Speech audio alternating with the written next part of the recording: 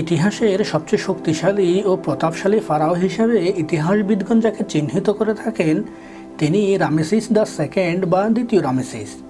এমনকি সবচেয়ে বিখ্যাত মমির আবিষ্কারের তালিকাও যদি করতে হয় তবে শীর্ষ 5-এ রাখতে হয় দ্বিতীয় রামেসিসের মমি আবিষ্কারের ঘটনা। বলা যায় কিশোর ফারাও তুতেনখামুনের মমি আবিষ্কারের পরেই এটি সবচেয়ে বিখ্যাত।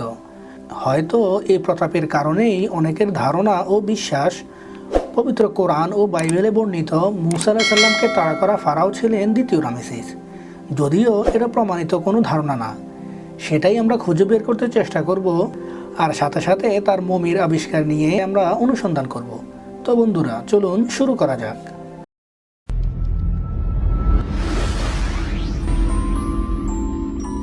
প্রথমেই আসা যাক যাকে নিয়ে এত জল্পনা আর কল্পনা, সেই দ্বিতীয় রামেসিসের ব্যক্তিগত জীবন নিয়ে নানা ফলক কিংবা প্যাপিরাসের পাতায় লিখিত ইতিহাস কি বলে। রামেসিস লেখা হলেও উচ্চারণটি আসলে হবে ইয়ামেসিস। প্রাচীন মিশরীয় এই নামের অর্থ ছিল দেবতা রা তার জন্মদাতা।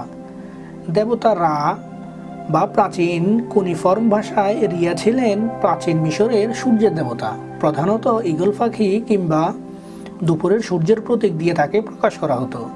খ্রিস্টের জন্মের 2400 থেকে 2500 বছর আগে যখন মিশরে 5th ডাইনেস্টি বা পঞ্চম সাম্রাজ্য চলছিল, তখনই তিনি প্রাচীন মিশরের ধর্মের সবচেয়ে গুরুত্বপূর্ণ দেবতাদের একজন হয়ে যান। একই সাথে আকাশ, পাতাল আর মর্তের অধিপতি হিসেবে তার পুজো করা হতো। এর প্রায় 1000 বছর পরে মিশরের নিউ কিংডম বা নব্য সাম্রাজ্য যুগের শুরু হয়, আর তখন নতুন করে দেবতা আমুনের প্রতাপ বেড়ে যায়। তখন এই রা আর আমুন মিলে যুগ্ম দেবতা আমুন রার পূজা শুরু হয়। দেবতা রা এর কথা এত করে বলার কারণ তার প্রতাপ বোঝানো। তাই এত অবাক হবার কিছুই নেই, মিশরের ইতিহাসে সবচেয়ে প্রতাপশালী রাজার নাম ছিল রাকে নিয়ে। এই নিউ কিংডমের সময়েই জন্ম দ্বিতীয় রামেসিসের।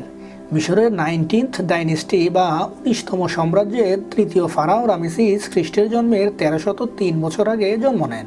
তার জীবনের বেশিরভাগ সময় তিনি তার সাম্রাজ্য প্রসারে ব্যয় করেছিলেন। তবে জীবনের প্রথম ভাগে তিনি নতুন নতুন শহর, মন্দির আর স্তম্ভ নির্মাণ করেছিলেন। নীল নদ ঘেঁষে তিনি পাই রামেসিস শহরের পত্তন করেন, যার কথা বাইবেলে উল্লেখ আছে। আসলে এই কারণে সেই ফারাওকে রামেসিস বলে আন্দাজ করা হয়। এ ব্যাপারে অবশ্য কোরআনে কিছুই উল্লেখ করা নেই। পাই রামেসিস শহর থেকেই তিনি সিরিয়াতে নানা অভিযান চালিয়েছিলেন।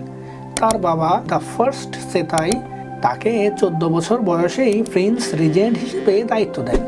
এখানে বলা দরকার, বাইবেলে এক্সোডাসের কাহিনী বর্ণনার সময় দুজন ভিন্ন ফারাওয়ের কথা বলেছে। একজন যিনি মূসা আলাইহিস সালামকে নদীর পানি থেকে তুলে আনার সময় ফারাও ছিলেন, আর অপরজন তার ছেলে যিনি কিনা মূসা আলাইহিস সালাম এর মিশরে ফিরে আসার পরের সময়কালের ফারাও ছিলেন। কিন্তু কোরআনে ফারাও উপাধি ব্যবহার করা হলেও এ দুজন ভিন্ন কিনা সে ব্যাপারে কিছুই বলা হয়নি। কম বয়সেই খ্রিস্টের জন্মের 1279 বছর আগে মে মাসের 31 তারিখ দ্বিতীয় রামেসিস ক্ষমতা লাভ করেন। তিনি একটানা 66 বছর 2 মাস রাজত্ব করে মারা যান খ্রিস্টপূর্ব 1213 সালে। এবং এরপর ফারাও হন আরেক বিখ্যাত ফারাও মারনেফতা। যেহেতু রামেসিস ছিলেন খুবই বিখ্যাত, তাই তার সিংহাসন আরোহণের পর ঘটনাগুলো ইতিহাসে খুব বিস্তরভাবেই লিপিবদ্ধ ছিল, যা এখন আমরা দেখতে পাই। মূসা আলাইহিস সালামের সময়ের এক্সোডাস বা মিশর ত্যাগের ঘটনা ইতিহাসের পাতায় স্থান পায় না, কিংবা প্রত্নতাত্ত্বিকরা একে ঐতিহাসিক ঘটনা হিসেবে গণ্য করেন না। তারপরও ধর্মীয় ইতিহাসবিদরা চেষ্টা করেন এক্সোডাসের কাহিনী মিশরের ইতিহাসের সাথে মেলাবার। এবং এজন্য একটি গুরুত্বপূর্ণ বিষয় হলো এক্সোডাসের সময়ের ফারাওয়ের মৃত্যু, কারণ তিনি তো সমুদ্রে ডুবে মারা গিয়েছিলেন। ধর্মগ্রন্থগুলো মতে তাহলে রামেসিস কিভাবে মারা যান? তিনি কি সেই ফারাও নাকি অন্য কোনো ফারাও যিনি কিনা সমুদ্রে ডুবে মারা যান? ফারাও সেতাই, ফারাও রামেসিস কিংবা ফারাও মারনেফতা সবাই ছিলেন বিখ্যাত, আর তাদের ইতিহাস ভালো করেই নথিভুক্ত আছে। দ্বিতীয় রামেসিস মারা গিয়েছিলেন 90 বছর বয়সে। তিনি প্রচণ্ড রকমের দাঁতের ব্যথায় ভুগছিলেন, আর বাত তো ছিলই। ইতিহাসে এই রোগকে তার মৃত্যুর কারণ হিসেবে উল্লেখ করা হয়েছে। তার দেহকে মমি করা হয় এবং প্রথমে ভ্যালি অফ দ্য কিংস এর সমাধিতে রাখা হয়, কিন্তু কবর লুটেরা আর ডাকাতদের হাত থেকে রক্ষা করবার জন্য সেই দেহ পরে সরিয়ে নেন যাজকেরা একটু নিরাপদ স্থানে। যা ছিল রানী আহমসি ইন হ্যাপির সমাধি। 72 ঘন্টা পরেই আবার সরিয়ে ফেলা হয় মমি। এবার স্থান হাই প্রিস্ট দ্বিতীয় প্রিন্সেমের সমাধি। এতে করে লুটেরাদের থাবা থেকে বেঁচে যান দ্বিতীয় রামেসিস। এই নতুন স্থানে প্রত্নতাত্ত্বিকগণ খুঁজে পান রামেসিসের লাশ। সেটা 1881 সালের ঘটনা, যেখানে পাওয়া যায় 5 ফুট 7 ইঞ্চি উচ্চতার এ মমি। মিশরের সে জায়গার নাম দির আল বাহারি, যার অর্থ সমুদ্র আশ্রম বা সমুদ্র মঠ, যা বানানো হয় 3500 বছর আগে।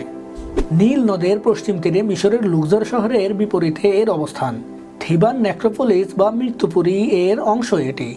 50 জনেরও বেশি স্থানীয় শাসক ও সম্ভ্রান্ত মানুষের উপস্থিতিতে মমিটি আবিষ্কার করা হয় রাজকীয় প্রকোষ্ঠে। গাস্তন মাসপেরো মমিটি কাপড় খুলেছিলেন। তিনি বর্ণনা করেন মমিটির চুল ছিল বেশ মোটা মোটা, মৃত্যুকালে ছিল সাদা, তাতে মেহেদি দেওয়া ছিল, তবে দাড়ি আর গোঁফ বেশ পাতলা ছিল। হায়ারোগ্লিফ থেকে জানা যায় এটি দ্বিতীয় রামেসিসের মমি। সেখানেই লেখা ছিল বিস্তারিতভাবে কেন মমিটি সরিয়ে এখানে আনা হয়, কিন্তু কোথাও এটা লেখা ছিল না যে ফারাও মারা গিয়েছিলেন লোহিত সাগরে ডুবে। মমিটি আবিষ্কারের প্রায় 1000 বছর পর 1974 সালে দেখা যায় যে মমিটিতে পচন ধরা শুরু হয়েছে। তাই সিদ্ধান্ত নেওয়া হয় মিশর থেকে সেটি প্যারিসে সরিয়ে নিয়ে গিয়ে পরিচর্যা করা হবে। তবে মজার ব্যাপার হচ্ছে কি, এজন্য তার জন্য পাসপোর্টও ইস্যু করা হয়, যাতে তার পেশা লেখা ছিল রাজা। তাছাড়া রাজকীয় সম্মানে তাকে বরণ করা হয় প্যারিসের বিমানবন্দরে। প্যারিসে পরীক্ষা করে দেখা যায় তার দেহে যুদ্ধের আঘাত এবং বাতের চিহ্ন আছে। শেষ বয়সে তিনি কুঁজো হয়ে হাঁটতেন। এখন অবশ্য মমিটি মিশরের কায়রো জাদুঘরেই আছে। দ্বিতীয় রামেসিস এতই বিখ্যাত ছিলেন যে তার সম্মানে পরে 9 জন ফারাও রামেসিস উদাহরণ ধারণ করে 100-রও বেশি সন্তানাদি রেখে গিয়েছিলেন দ্বিতীয় রামেসিস। রামেসিস নিয়ে এত কথা বলার কারণ ইতিহাসে কোথাও বলা নেই যে এই সেই ফারাও যার মৃত্যু হয়েছিল সাগরে ডুবে। তার আগের এবং তার পরের ফারাওয়ের মৃত্যু কথাও বলা যাক। আগের জন সেতাই দ্য ফার্স্টের মৃত্যু হয় 55 বছর শাসন করবার পর। তার মৃত্যু ছিল স্বাভাবিক, কোনো অপঘাত নয়। আর রামেসিস এত দীর্ঘ সময় শাসন করেছিলেন যে তিনি যখন মারা যান তখন তার ছেলে মারনেফতার বয়স 70-এর কাছাকাছি। তিনি ভুগছিলেন আর্থাইটিস ও অ্যাথেরোস্ক্লেরোসিসে, কিন্তু তার মৃত্যুর কারণের ব্যাপারে ইতিহাস আমাদের কিছুই জানায় না। তবে তার মারা যাবার পর 25 বছরের অস্থিতিশীলতা চলছিল। রামেসিস তথ্যের আগেই মারনেফতাকে ধারণা করা হতো এক্সোডাসের ফারাও, কিন্তু কোন তথ্য আসলে বেশি যৌক্তিক নাকি কোনোটাই নয়। কিন্তু এই এক্সোডাসের ফারাও যে রামেসিস হতে পারেন সেই সম্ভাবনার কথা চাঙ্গা হয়ে ওঠার সাথে যার নাম জড়িত তিনি ডক্টর মরিস বুকাইলি, একজন ফরাসি ভদ্রলোক যার জন্ম 1920 সালে আর মৃত্যু 1998 সালে। তিনি ছিলেন একজন মেডিকেল ডক্টর এবং একজন লেখক। সৌদি আরবের বাদশাহ ফয়সালের পারিবারিক ডাক্তার হিসেবে নিয়োগ পান তিনি। এমনকি তিনি মিশরের প্রেসিডেন্ট আনোয়ার সাদাতের চিকিৎসাও করেছিলেন। তিনি ছিলেন মরিস ও মেরি বুকাইলির সন্তান। একজন মিশরবিদও ছিলেন তিনি। 1945 থেকে 1982 সাল পর্যন্ত তিনি মেডিসিন প্র্যাকটিস করেন। তিনি ছিলেন গ্যাস্ট্রোএন্টারোলজির একজন স্পেশালিস্ট। বুকাইলি যে কয়টি বই লিখেছিলেন তার মাঝে সবচেয়ে জনপ্রিয়তা লাভ করে যে বইটি সেটি হচ্ছে the Bible, the Quran and science. এটি বিভিন্ন ভাষায় অনুদিত হয়, বাংলা যার নাম বাইবেল, কোরআন ও বিজ্ঞান। এই বইতে তিনি মূলত তার লেখনী দিয়ে দেখাবার চেষ্টা করেন যে কোরআনের সাথে বিজ্ঞানের কোনো অসঙ্গতি নেই। এই মতবাদটি পরবর্তীতে বুকাইলিজম নামে পরিচিতি পায়। মরিস বুকাইলি পরবর্তীতে ইসলাম গ্রহণ করেছিলেন কিনা সেটা নিয়ে রয়েছে দীর্ঘ বিতর্ক। তার দীর্ঘ বক্তব্যের ভিডিও ইউটিউবে পাওয়া যায়। তার একটি সাক্ষাৎকারও ইন্টারনেটে দেখতে পাওয়া যায়, যার নির্ভরযোগ্যতা যাচাই করা যায়নি। এই সাক্ষাৎকারে তিনি ইসলাম গ্রহণের কথা বলেন। সেখানে আপনি কি ইসলাম গ্রহণ করেছেন এই প্রশ্নের জবাবে তিনি বলেন, আমি শুরু থেকেই পরিষ্কার করে বোঝাতে চেয়েছি, বিসমিল্লাহ প্রথম অক্ষর শিখবার আগেই আমি বুঝতে পেরেছিলাম যে আল্লাহ এক ও সর্বশক্তিমান। তিনিই আমাকে কোরআন অধ্যয়নের দিকে এনেছেন। তবে মুদ্রার উল্টো পিঠও কিন্তু আছে। পাক বুক থেকে বের হওয়া the Bible, the Quran and science বইয়ের 1998 সালের সংস্করণে লেখা ছিল, ধর্মগ্রন্থে বৈজ্ঞানিক তথ্যের ব্যাপারে পড়াশোনা করায় ডক্টর বুকাইলির কোরআনের প্রতি অপরিসীম সম্মান চলে আসে। তবুও তিনি একজন খ্রিস্টান রয়ে যান। তবে ইসলামের প্রতি তার ছিল গভীর সম্মান। আসল ঘটনা যে কী ছিল তা নিশ্চিত হওয়া যায় না। তবে তিনি মুসলিম ছিলেন কিনা সেটা আসলে আমাদের মমিনী আলোচনার মুখ্য বিষয় নয়। কিন্তু যেটা না বললেই নয় সেটি হলো, কথিত আছে তিনি প্যারিসে আনা রামেসিসের মমি পরীক্ষা নিরীক্ষার দায়িত্বে ছিলেন। এবং তিনি আবিষ্কার করেন যে মমিটি আসলে একদা পানিতে ছিল। তখন একজন তাকে জানালো, কোরআনে বলা আছে এই ফারাওকে আল্লাহ পরবর্তীতে নিদর্শন হিসেবে রাখবেন। তখন তিনি আশ্চর্য হয়ে যান এবং এটা সত্য যে কোরআনে এরকম একটি আয়াত আছে। অতএব আজকের দিনে বাঁচিয়ে দিচ্ছি আমি তোমার তথা ফেরাউনের দেহকে, যাতে তোমরা পরবর্তীতে তার জন্য নিদর্শন হতে পারো। সূরা ইউনূস। কিন্তু মরিস বুকাইরি কি এটা প্রমাণ করতে চেয়েছিলেন যে রামেসিসেই সে ফারাও যার শরীর সমাধি হয়? একদমই না। এবং তার প্রমাণ তিনি তার বইতে দিয়ে গিয়েছিলেন। আমরা যদি বাইবেল, কোরআন ও বিজ্ঞান বইটি খুলি তবে দেখতে পাই তিনি প্রমাণ করার চেষ্টা করে গেছেন আসলে দ্বিতীয় রামেসিস নয়, বরং তার পুত্র মারনেফতাই হলো লোহিত সাগরে ডুবে যাওয়া সে ফারাও। বাংলা অনুবাদে মারনেফতাকে নিয়ে সেই অধ্যায়ে তিনি লিখেছেন, হযরত মূসা আলাইহিস সালাম মাদিয়ানে অবস্থানকালে ক্ষমতাসীন ফেরাউনের অর্থাৎ দ্বিতীয় রামেসিসের মৃত্যু ঘটে। হযরত মূসার জীবনের পরবর্তী ঘটনা বলে সংগঠিত হয় দ্বিতীয় রামেসিসের উত্তরাধিকারীর মারনেফতার রাজত্বকালে। এছাড়াও বাইবেলে আরও গুরুত্বপূর্ণ এমন কিছু তথ্য রয়েছে যেসব তথ্যের আলোকে ইহুদিদের মিশর ত্যাগের সময় মিশরের ক্ষমতাসীন ফেরাউনের সহজেই শনাক্ত করা সম্ভব। রামেসিস তথ্যের চেয়ে মারনেফতা তথ্যই বেশি যৌক্তিক যদি তাদের দুজনের একজনকে আদৌ সলিল সমাধির শিকার আন্দাজ করতে হয়। মারনেফতা বুড়ো বয়সে মারা যান বলে জানা যায়। মৃত্যুর কারণ আসলে বাত নাকি অন্য কিছু তা নিশ্চিত নয়। ভ্যালি অব দ্য কিংসের সমাধিতে তার মমি রাখা হয় প্রথমে, কিন্তু তার মমি সেখানে পাওয়া যায় না। 1898 সালে আরও 18টি মমির সাথে তার মমিও আবিষ্কৃত হয় দ্বিতীয় আমানহোতেপের সমাধিতে। এরপর সেই মমি কায়রোতে নিয়ে যাওয়া হয়। তার উচ্চতা ছিল 5 ফুট 7 ইঞ্চি। চেহারার দিক থেকে তার দাদার সাথে যেমন মিল আছে তেমনি তার বাবা দ্বিতীয় রামেসিসের সাথেও তার মিল রয়েছে। তবে একটু আগে উল্লেখ করা আয়াতের তাৎপর্য খুঁজতে গিয়ে আমরা তাফসির ইবনে কাসিরে দেখতে পাই এই ব্যাখ্যাটি।